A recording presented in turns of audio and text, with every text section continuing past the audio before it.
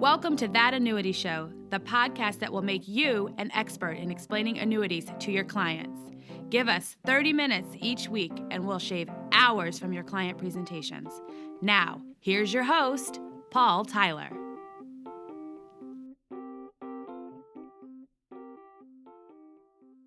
Hi, this is Paul Tyler, and welcome to another episode of That Annuity Show. Ramsey, how are you today? Fantastic. Always glad to be here.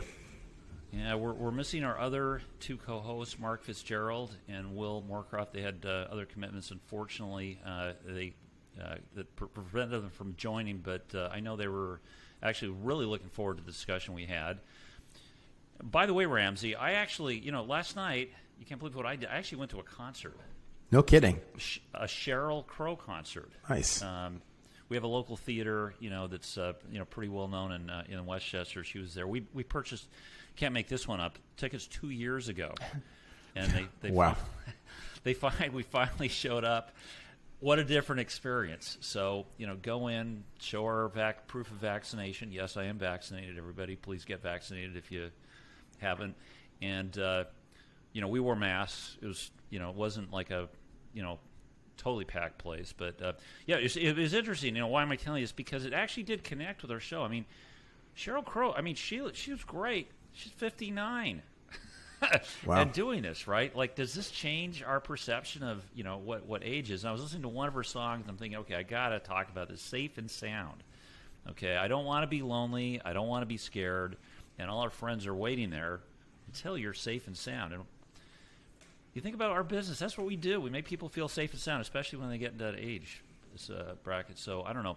Ramsey, do you want to set this up? Am I safe and sound in retirement? Can you tee up our desk? Well, one way to get on the right track is make sure that you're learning from the right people. And we're very lucky to be rejoined today by Wade Pfau, who's become a lion in the retirement industry.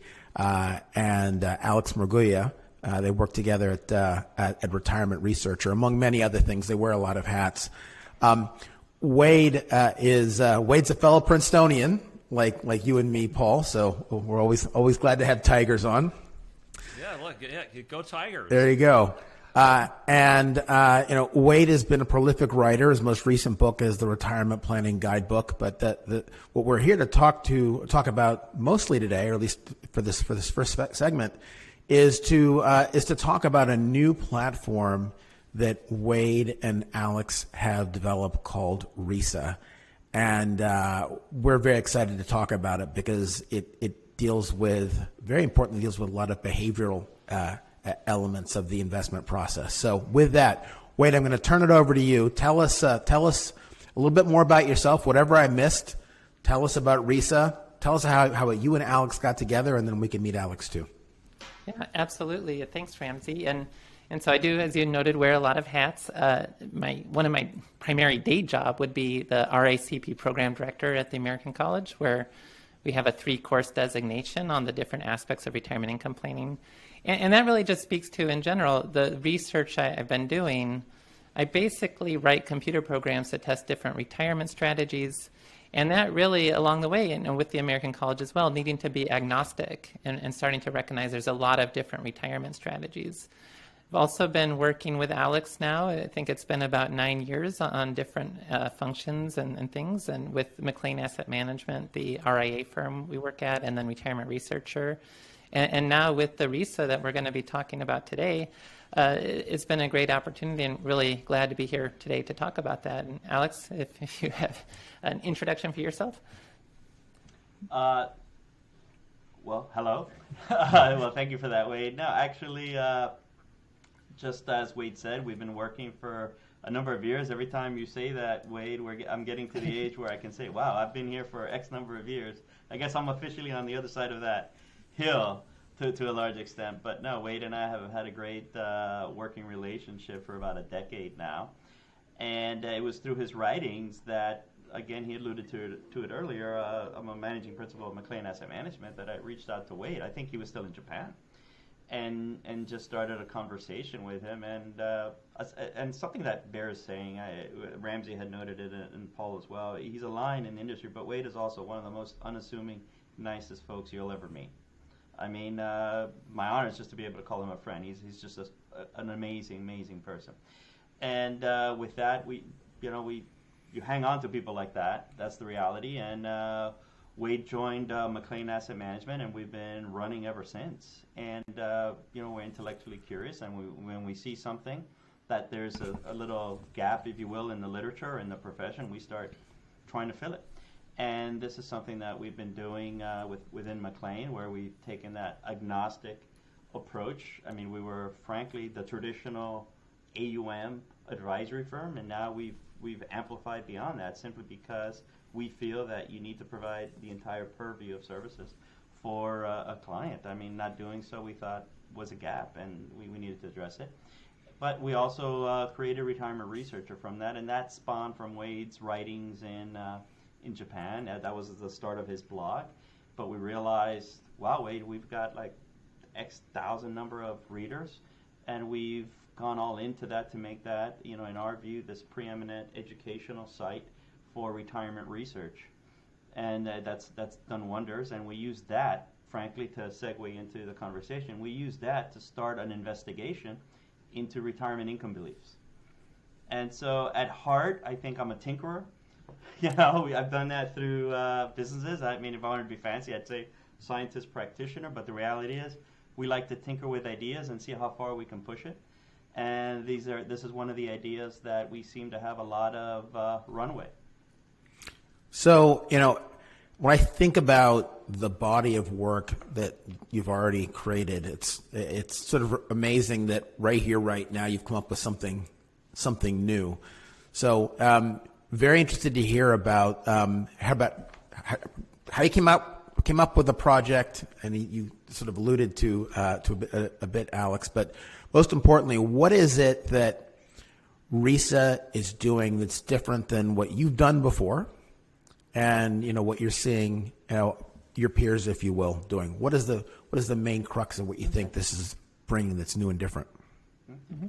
Wade, just because people came to hear you, probably me, why don't I start with the methodology? Because then I can get that part out of the way, like what started it, and then I'll hand it off to you in terms of the concepts and so forth. Make sense? Sure. All right. This started really to answer the question, it depends. On Retirement Researcher, we were getting asked, our inbox would be full every day with somebody asking, hey, should I do this? Should I do that? And should I do this? Hey, should I have this allocation? Or, hey, should I buy this annuity? Or, hey, should I do this with a bond ladder? And these are just straight up emails that we were receiving. And you can't answer that just, you just can't answer that without knowing the context. And ultimately, our answers were always, it depends. And that wasn't satisfying for us, and I'm sure it wasn't satisfying for the person receiving it, but we can't, from a professional standpoint, we can't do anything more than that. And so Wade and I were like, Wade, what do you think that it depends really is? As opposed to having it depends, what can we get at to find out what it really depends on, if you can do this or that? And that started the study, figuring out what it depends. And we ended up we took Wade's, he has a retirement income optimization map, where it's, okay, this is the sort of the map, if you will, for how to source retirement income. And we looked at it, and we wanted to see, there's nothing right or wrong here. It's really about preferences, which path you wanted to go on this map. And that's the underlying assumption for everything that we're going to say and talk about, which is, listen, we don't think there's this winner.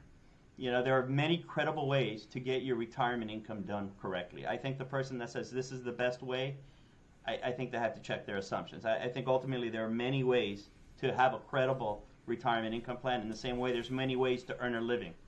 There's not one right way or wrong way. It's just, it really has to do with your preference. So we started asking ourselves, what are those preferences? And we scoured the literature. And we sort of compiled them into themes. And from there, we have a very healthy membership. At that point, it was probably 20,000 plus. And Wade and I wrote down 800 questions on things that it could depend on. And we gave it to our readers. Can I ask a question? 800? Yeah. Is that literally 800? Is this some hyperbole? No, or did you literally create 800? No. I think it was 836, to be honest with you. Something like that. Okay. Because we were like, okay, let's see what it right? No, there's not that many now. But we just wanted to throw everything out there. What does it depend on? We're very thorough, Ramsey. And from that, we gave it, but to give you a sense of our readership, right? We actually were telling them what we're doing. We just said, listen, we want you to just rate these questions and let us know if they're good or not. Don't answer them, just let us know if they make sense. And it took like probably 2 hours for them to look through, you do a Survey Monkey, you send them out, you say rate them, let us know, that kind of thing. And it came back, and then we ranked them. And then we reduced it to something like 330, something like that. So we're not masochists here. Or, we reduced it to 330, and that was the start of the RISA. Yeah, that was the start of the RISA, and that was the start of me trying to go back to school for grammar because I got so much feedback on my syntax on these questions that it just destroyed me personally. But from there, we started the study, we gave it out, and it came back, and Wade, I'll hand it off to you in terms of what we started to find. Yeah, and I mean, this has really been a work in progress in terms of, as Alex was saying, back about 10 years ago when I was still living in Japan, getting into retirement planning, I just started to recognize that you can ask someone a basic question and get a completely opposite answer on all these different fundamental issues, like that. Do stocks become less risky over longer holding periods? Some people vehemently argue yes, some people argue no. Is there such a thing as a safe withdrawal rate from a volatile investment portfolio? Some people say, sure, you can look at U.S. historical data and get your answer. Other people say, no, there's really no such thing as that. And so that line of thinking, I started to kind of classify. We have this probability-based approach, which is more of a total returns effort of thinking about, it's like the 4% rule of thumb for retirement. You have a portfolio of 50 to 75% stocks, you invest in a total returns basis, and you take distributions. And then on the other side, I called it safety first, where you're looking more at, no, let's build a floor for basic core retirement expenses, essential versus discretionary, and then invest for the upside beyond that.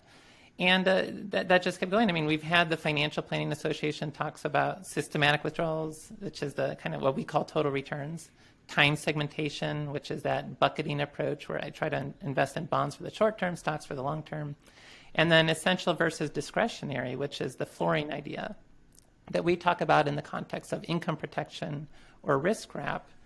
And that's kind of now leading to where we are today, where we know there are different retirement styles, but there was really never anything to assess which is appropriate for which person. If I'm somebody approaching retirement, am I comfortable investing in a 60-40 portfolio and taking distributions from that and relying on market growth? Or am I somebody who would prefer to have contractual protections?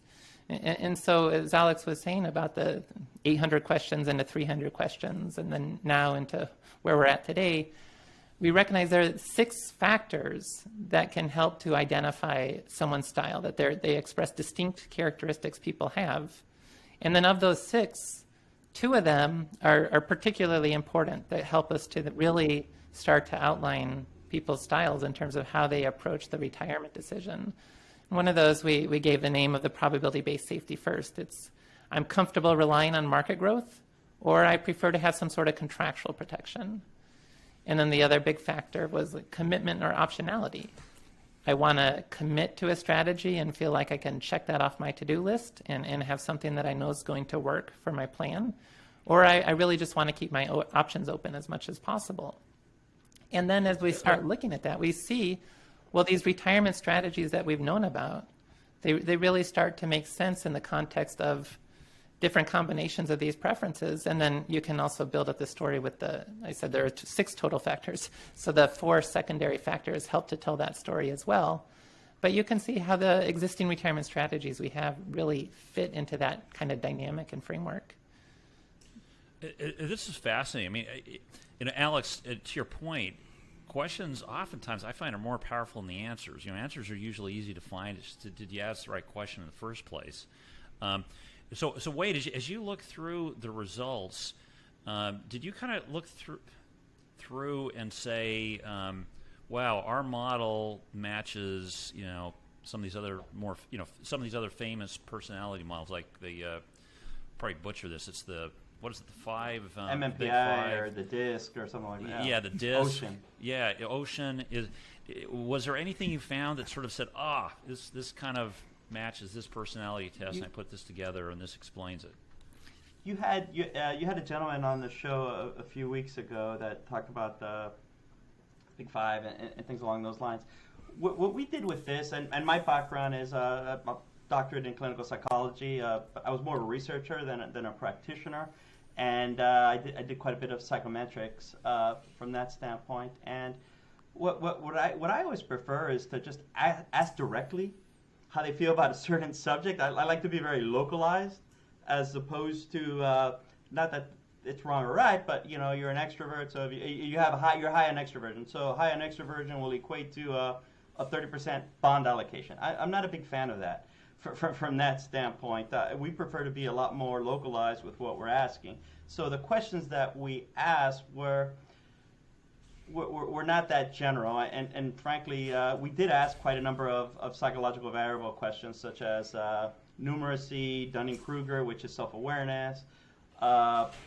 We created our financial bias scale, self-efficacy with regards to retirement income. But that's another sort of realm, if you will, from that standpoint. So the long answer is no, we didn't find those kind of connections because we didn't really source for them. But we were able to find preferences that were quite strong and were more trait-like, from that standpoint, as opposed to states. Yeah, and where this fits in as well, so we've had like the risk tolerance questionnaire idea, but that was really always an accumulation tool. Harry Markowitz, who developed modern portfolio theory, kind of recognizes it was never designed for the household problem. It was really, how do I seek a risk-adjusted return if I'm only investing, I don't take distributions from the portfolio, and there's not really a sense of, and I have a finite but unknown retirement that I'm trying to take those distributions over. And so the risk tolerance questionnaire, it was not designed at all for retirement, but it was the only tool out there. And it really presupposes everyone wants a total return investing strategy. And there was nothing else out there about, well, no, first, we're not saying there's no role for risk tolerance questionnaires, but first, what's your style? How do you want to source retirement income? And then at some point, most of the retirement strategies will include an investment component, and you need the risk tolerance questionnaire for that component. But that's not the starting point. You first need something broader to recognize, how does somebody want to source their retirement income strategy? Do they, what resonates with them? The story behind total returns, the story behind bucketing, the story behind having safe, reliable, protected lifetime income through the annuity. You really want to get a sense of that as a starting point to have that conversation. And then the rest will be able to be built up from there. Yeah, and in our view, to follow up on that question as well, Paul, the way we look at it is not so much from the Big 5 personality, but more like a strength finders, if you will, that help you sort of begin to think about what role within your employment you may thrive in. I may be butchering that, but something along those lines. Well, we're playing with that concept with regards to retirement income. How do you want to earn retirement income? And there's 4 strategies. And so these factors, probability, safety first, optionality, commitment, really, that was our aha moment. We initially wanted to just quantify retirement income beliefs. We wanted to have the right to say there is such a thing as probability-based. There is such a thing as safety first. We can quantify that. And there may be some safety first cops here, and we concede nothing is completely safe, from that standpoint. But our view is contractual obligations, are more certain, if you will, on a relative basis than the probability of some asset will go up so you can take a sustainable withdrawal. I just want to get that one out of the way. But by being able to really capture these preferences, our aha moment was, wow, these actually lead to strategies. These strategies that are out there make sense. And we didn't envision it at the beginning, but it just slapped us in the face, while we were going through it. Wouldn't you say, Wade, when we were like, I remember that meeting, we were speaking to each other and we were like, wait, take a look at this. Can you believe this? Yeah, I think it's probably worth walking through that, of just that process we went through with how these factors identify strategies, and also how some of our strategies are more behavioral in nature, that were developed to meet certain preferences that might fall outside the natural realm of like a correlated preferences. Let's do it. You teed it up. Let's go. Yeah. So There is a correlation. If you like to have a lot of optionality, you also tend to be more probability-based, which is you're more comfortable relying on market growth. So you do have this first category, the optionality and probability-based. That's a total return investing strategy. That's having that diversified investment portfolio and taking distributions and investing from a total returns basis. Is with secondary factors, there's also an element of you have more of an accumulation mindset where you're focused on portfolio growth more so than predictable income.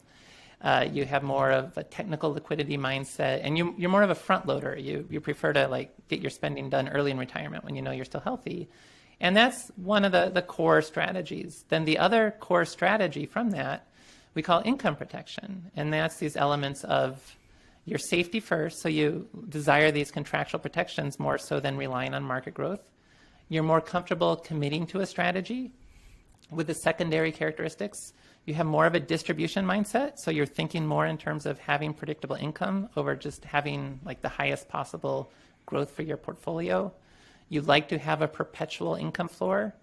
You think more in terms of true liquidity, which is just, even though a brokerage account may be liquid, if you've already earmarked it for some other use, you can't really say it's truly liquid for your financial plan. And then also you have more of a backloading preference. Like you have more longevity risk aversion. You're worried about outliving your assets, and therefore you want to put more effort into ensuring that if I'm 90 years old, I still have some money left. And that's the flooring, income protection, more the world of either like a SPIA or a DIA or a fixed index annuity with a principal protection and a living benefit attached to it. And those are the two core strategies. And then the other two strategies are more this like behavioral idea, like bucketing, time segmentation. That was always a play on the behavioral aspect of people kind of thinking if they can leave their stocks alone for a few years because they have bonds to fund their short-term expenses, they'll be okay. Well, that corresponds to people who want contractual protections, but they also want optionality. And those two ideas don't always coalesce. I mean, if you want a lot of optionality, it's hard to sign a contract. But time segmentation really was a behavioral strategy developed to help meet those desires, those conflicting desires.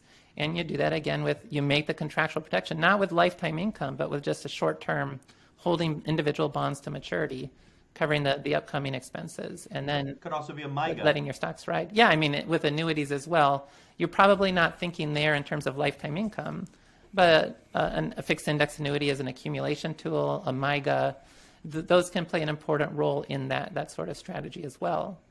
And then the other behavioral kind of strategy is risk wrap, and that's you want to rely on market growth. You also want to commit to a strategy. You also do have more of this backloading preference. You have more longevity risk aversion and so forth. And that's the whole world of deferred annuities with living benefits. You can still have upside potential, especially with like a RILA, with the variable annuity that allows for a more aggressive asset allocation should you want it.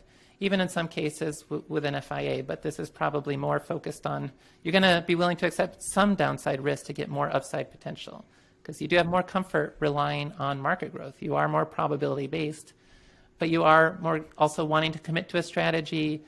You have the backloading, you're longevity risk averse, you don't want to outlive your assets, so you want that lifetime income protection. And that's exactly really the story of deferred annuities with living benefits and how they've developed, especially since the 1990s, to meet these kind of conflicting type characteristics that people have.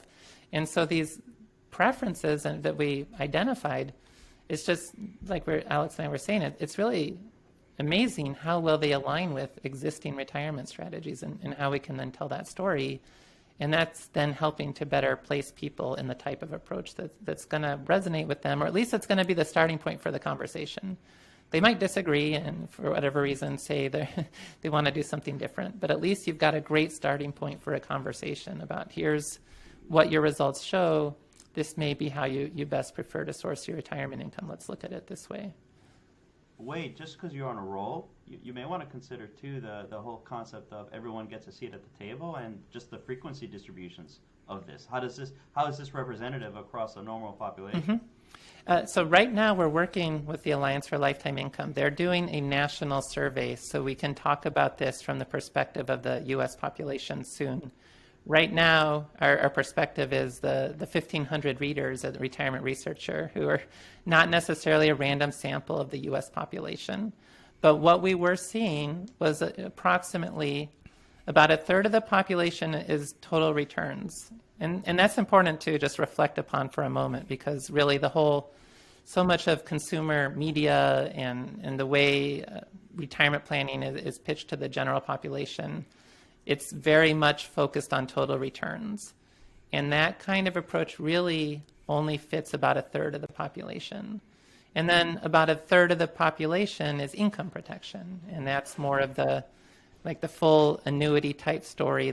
You're really more commitment to possibly annuitizing the contract and getting the lifetime income that way. And then about a sixth of the population is more of a time segmentation bucketing approach. And about a sixth of the population will have more of a preference for what we call the risk wrap, which is getting that lifetime income through the deferred annuity with a living benefit. So this is fascinating. And it's fascinating because, we talk so much about the importance of financial education. And, I'm sure all of us in our conversations whether with advisors or with consumers, we sort of, empty our coffers of all the years of experience we have between the four of us. I'm sure we give people everything we have because we want the best for people, right? And that's what this podcast we're doing right now. Right, exactly. Really but what's often strikes me is you'll have a conversation with somebody, you'll give them the absolute best, most objective advice you can think of. And then you find out later what they did, and you'll find that they, sometimes they do nothing, sometimes they do everything, sometimes they just take some part of what you advised. And ultimately, it's not really a conflict of intellect, right? It's a conflict of style, right? And so that's sort of what's interesting about this finding is the most important thing to figure out is before you do anything is well, what style of person am I talking to? So that we can have a conversation that's likely to yield to some action. I think that's 100%. Yeah. I think quickly what happens, I think what we've gotten used to, I think advisors tend to be more engineer-like, and optimizing for the highest balance sheet number at the end of life, kind of vibe. And highest AUM in the interim. Yeah. You said it, not me. But there's this optimization. And the reality is there's two sides to that coin. The advisors are obviously a human being. They have their own profile. They have their own preference. And so are they, when somebody walks through that door, are they optimizing for the preference that they want? Remember, the underlying assumption for the entire argument is there are many ways to get this right. Okay? So when someone walks through your door, are you just, and this goes for if you just sell annuities and nothing else as well. Sure. Right? But are you just telling the story that optimizes for your own profile, business model aside, for your own profile, or are you taking the time to just empathize with the client and figuring out how does that person want to optimize retirement income? Let me open up my toolbox and now provide the right solution set. There it is. That would be my comment to your comment. In addition to empowering the individual to let them know that, hey, just because you walk through the door of somebody doesn't mean that whatever they tell you is the way to go. There are many ways to do this correctly. You have your certain style, figure that out, and then you can begin the process of analyzing. Whether what they're telling you is good or bad, right? Again, it comes back to this sort of style conflict. So you bring up this very interesting notion of it sounds like you're focusing on determining the style of clients, but I wonder if it makes sense to also determine the style of advisors as well. There's absolutely. We've given, as word has gotten out, we've gotten a lot of inbound. Yeah. And so I've noticed folks that want to take this, we demo it and so we give it to people. So folks that come from the insurance side, the annuity side of the business, guess what quadrant they're in? Folks that come from the investment side of the business that are professionals, guess what quadrant they're at? Sure. You're absolutely right. Now you could say, is that because of, or did these people naturally gravitate towards these industries because that's their own personal proclivity? As an aside, I'm income protection, and Wade is more in the risk wrap. And so I don't think lesser of him. No, I'm kidding. But it's fine. Yeah, I mean, each strategy has a story, and it's really which story do you resonate best and find most compelling. And yeah, I do, when I'm presenting this to advisors, I say it's important to understand your own style as a starting point, and then understand whether, I mean, when we do get pushback on this thus far, it is from people who do believe there is just one superior retirement strategy and that all the others are garbage. And so trying to say someone should try something else is inappropriate to even talk about that. I've seen that from total returns people. I've seen that also from like time segmentation people. Haven't seen it a lot yet from the annuity world, but no, we're starting from the point. I mean, I have my personal preferences, like Alex said. I resonate better with the risk graph story, with the deferred annuity, with the upside potential, but still having the living benefit. I don't resonate with the time segmentation story. I don't think that if I had 5 years of bonds to cover me, that my stocks are going to be perfectly okay with a 5-year holding period before I have to tap into them. But I still think it's a viable strategy, and if that's what someone resonates with, I'm comfortable talking about it as a viable strategy. And so advisors need to think about, if you really want to serve one strategy, that's fine, and then you can kind of use this to identify who's the most appropriate people for you to be talking to. Or like the approach we have taken at McLean more is, let's try to be more holistic and be able to serve all the different styles so that we can meet people where they are and give them the right strategy. Paul, you're on mute.